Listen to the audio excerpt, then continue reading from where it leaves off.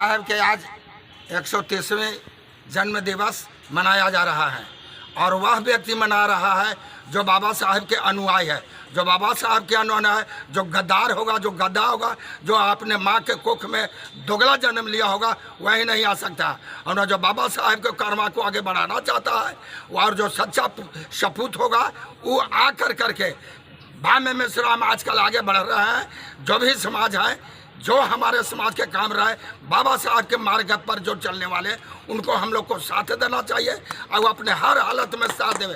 और जो नए साथ देता हो वो गद्दार है, वो गधा है, वो माँ के कोख में जन्म लेना, उसका धिकार है, धिकार है, धिकार है। जय भीम, जय भारत।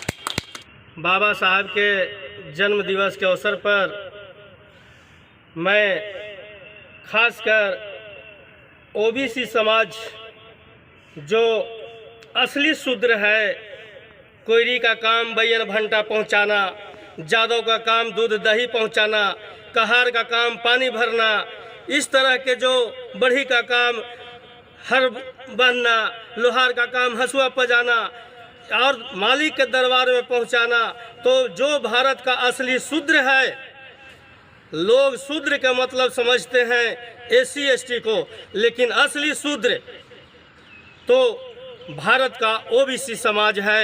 मैं उस ओबीसी समाज को चेताना चाहता हूं कि जो तुम आज दुम दबा के घर में घुसे हुए हो, जब मूस के बिल में पानी डाल डाल के जिस तरह से मूस को मुआया जाता है, उस तरह से जब मरने लगोगे तब तो घर से बाहर निकलोगे। इसलिए आज ही मौका है, घर से बाहर निकलो और बाम सेब के साथ सहयोग करके, बाम सेब के साथ सहयोग करोगे और बाम सेब के साथ आओगे, तभी तुम बच सकते हो। और नहीं तो कांग्रेस, बीजेपी या तमाम जितनी भी राजनीतिक पार्टियां हैं वो तुम्हें बचाने नहीं जाएगी। कितना रुपया जमा करोगे, कब तक तलवा चाटोगे, कब तक चम्मच बन के रहोगे? उस तलवा में चाटते चाटते ऐसा जहर हो जाएगा कि तुम स्वयं चाटते चाटते मर जाओगे। और अगर बचना है तो तलवा चाटना छोड़ो और बाम साहब के साथ आकर अपनी कारवां को सफल करो, अपनी आज़ादी को प्राप्त करो। मैं इन्हीं चंद शब्दों के साथ ओबीसी समाज को ललकारते हुए, मैं ओबीसी समाज से कुशवाहा जाति से हूं, लेकिन सबसे ज़्यादा अगर पिछड़ा हुआ है समाज है तो वह कुशवाहा समाज है।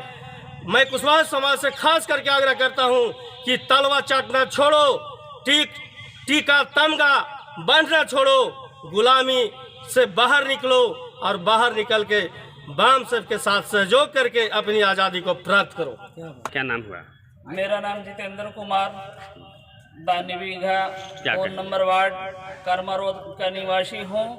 हम नौजवान भाइयों से निवेदन करते हैं कि बाबा साहब के शुभ जयंती पर हम सभी मिलकर आज संकल्प ले कि जो हमारा संविधान खतरे में है, उस सभी नौजवानों से निवेदन करता हूं कि सब एकत्रित होकर हम सभी बम सेब का बाह मजबूत करते हुए अपनी संविधान का रक्षा करें और बाबा साहब की जो अधूरी कार्रवाई है उसको हम सभी मिलकर जो है पूरा करें। जय भीम।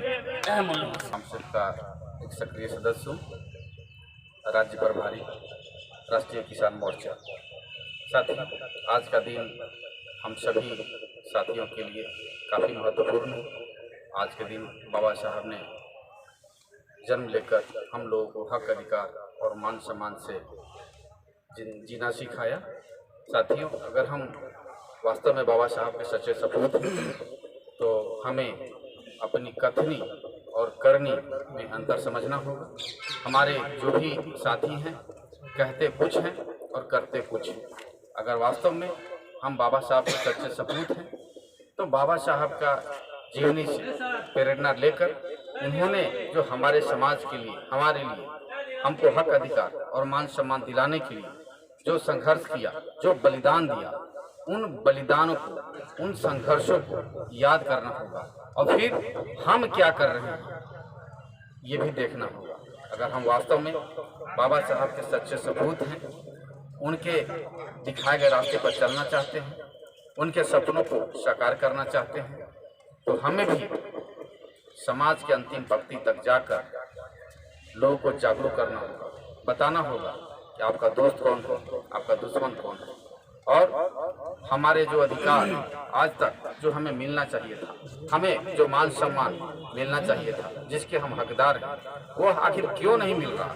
इसके लिए जिम्मेवार कौन है और वह हक अधिकार और मान सम्मान हमें कैसे प्राप्त होगा, इसका भी तरीका बाबा साहब ने हमें बताया था। मैं पुनः उस चीज़ को दोहराना चाहूँगा।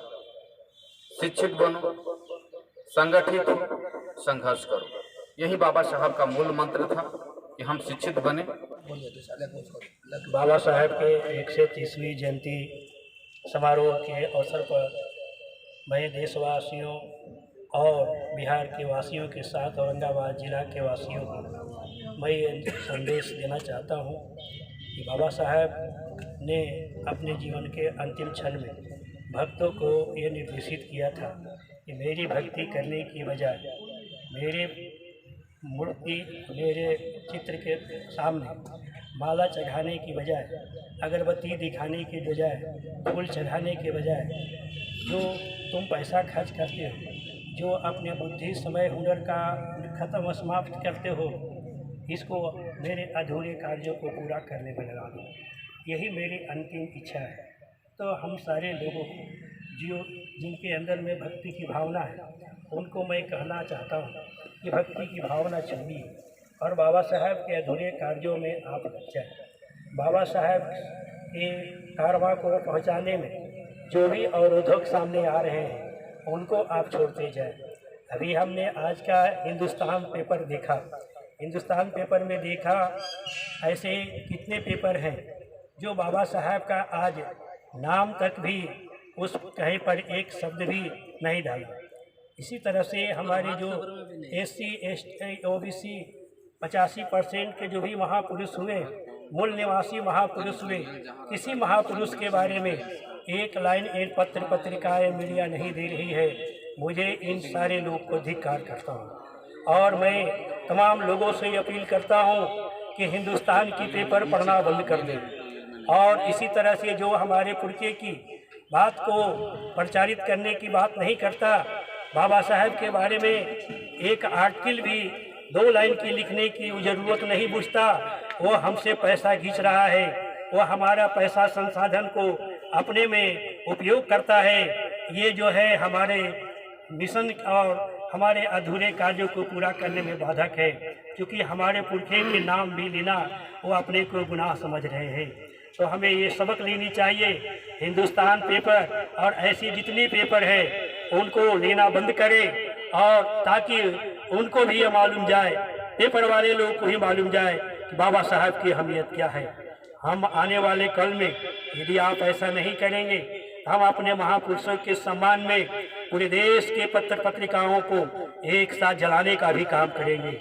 इतनी ही बात कहते हुए मैं अपनी वाणी को विराम देता हूँ। बंधुओं, आप सच्चे सिपाही हो, संगठन और ये दिशा निर्देश में काम करो और लोगों को मैसेज दो कि बाबा साहब की कितनी अहमियत हमारे सामने थी। और यदि तुम बाबा साहब के बारे में जो विशेष जानना चाहते हो तो बाबा साहब की जीवनी है वेटिंग फॉर वीजा, ओ BR अम्बेडकर के द्वारा, वो तुम पढ़ लो, देख लो तेरे क्या अधिकार था, देख लो तेरा किस तरह से बाबा साहब ने तेरे लिए अधिकार लाए थे और तुम्हारा अधिकार क्या था। अरे तुम हिल गया, तुम तो आज भी अपने अधिकार को जानते तक नहीं। वेटिंग फॉर वीजा देखो जो डॉक्टर BR अम्बेडकर ने अपने हाथों से लिखा है, तुमको पता चल जाएगा तुम कहाँ थे और आज कहाँ हो और किस जगह पर तुम